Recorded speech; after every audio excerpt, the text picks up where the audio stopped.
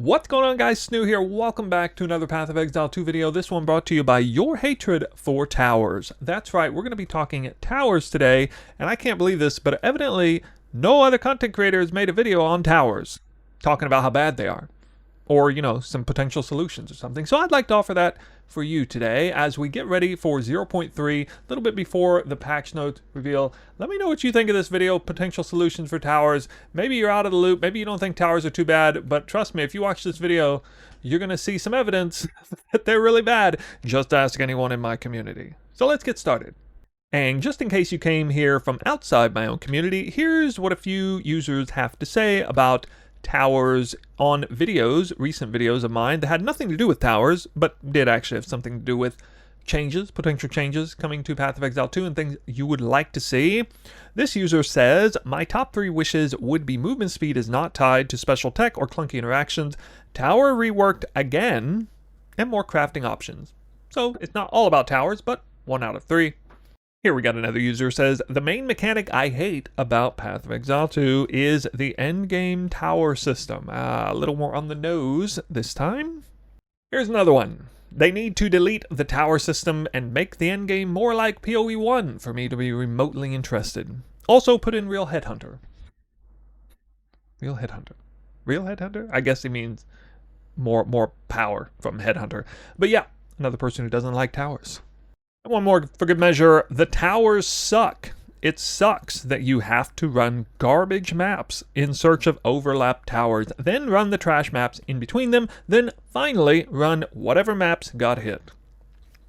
Now, I don't know if you feel exactly the same way this user does or the others. I actually don't. I don't have a huge bone to pick with towers, but I'm sitting here just simply recognizing that several of you don't like it. I know I just put 4 comments on here, but honestly, no, really, like in the Twitch chat, all over the internet, I've seen people complain a lot about towers. It seems to be the #1 thing a lot of people have to say, and it wasn't really represented in recent videos that I saw on things that needed to be changed. We have the patch notes coming out soon, and so I figured it would just be nice to, if nothing else, recognize what the community is clamoring on about. So I can do a little better than that. I've been thinking about this quite a bit. I think I got some decent solutions for you guys.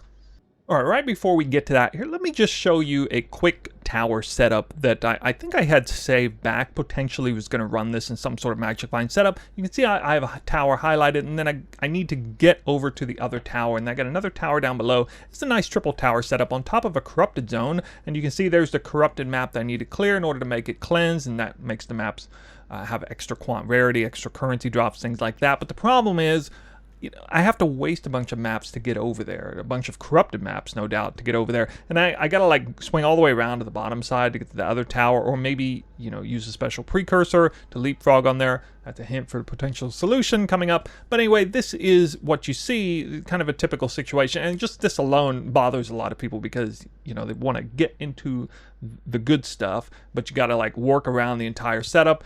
And that's if you even go for 3 tower setups, and maybe you're going for 4.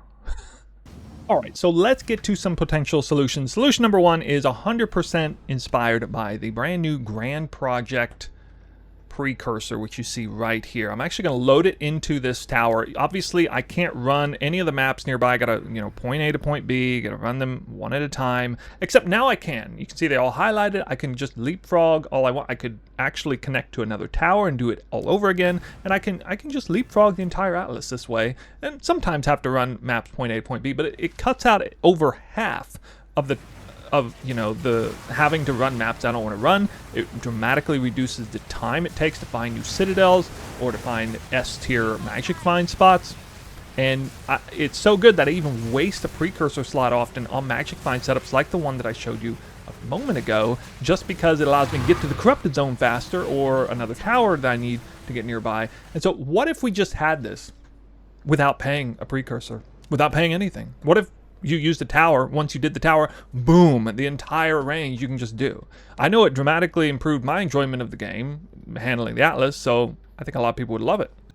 But maybe that solution isn't all that's cooked up to be. Maybe it's not good enough for you. But here's another potential one, also inspired by the other precursor that I just highlighted over, Visions of Paradise. So this precursor allowed you to run the same map over again. Yes, I got to experience running the same map over again, even really, really good ones, like for Citadels or for magic finding or whatever, load up a bunch of things for a giant ritual farm, run the entire gambit of maps in that area, more than once, get double the value. It costs quite a bit to use that precursor. Obviously, it costs a precursor slot. But hey, imagine if you could run maps over and over again without paying anything. Or at least in some situations. Maybe not in every situation. So to help solidify this, my potential solution would be something like, especially for the lower end player, just out and go. Get that flow state real easy. Run Sandspit as many times as you want. You don't get precursors on there. It's basically out and go. Run it as many times as you want. Decent way to farm. Decent enough.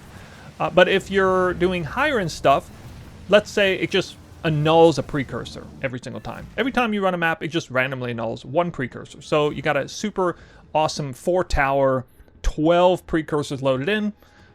Boom, 1 precursor gone. Run the map again with 11 precursor effects. Boom, done. Run the map again with 10 precursor effects. You'd at least run a ton of maps with pretty good value doing that. So there would be some incentive to play it at the high end, but for anybody who wanted to play at a little bit at the lower end or just kind of getting into things, you don't want people to check out of the game right away because they don't like towers immediately. Let's just say the barrier to entry grows over time, and I think that would work out pretty well. Potential solution number 3 is one that's definitely not inspired by myself, but just something I'm taking off of the internet because I've seen this one listed many, many times. It's no major secret. Horizon Orbs. So Horizon Orbs in PoE1 allow you to change the map to another map of the appropriate tier.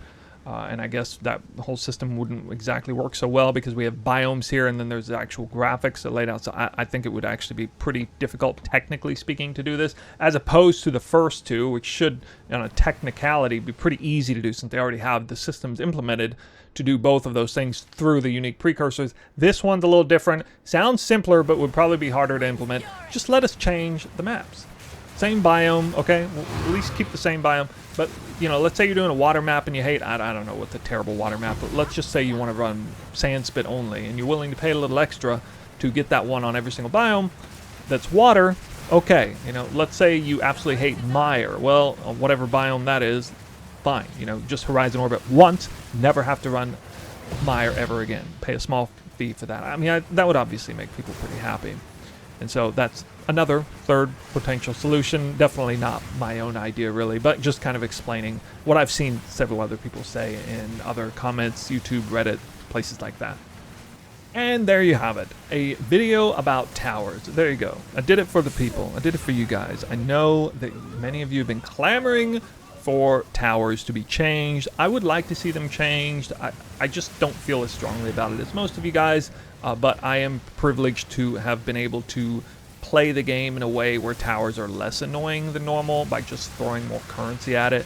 You know, that's a perk of having a character that can, you know, farm a lot of currency quickly, be able to afford those tablets, be able to make use of this time saved by continuing efficiently farming.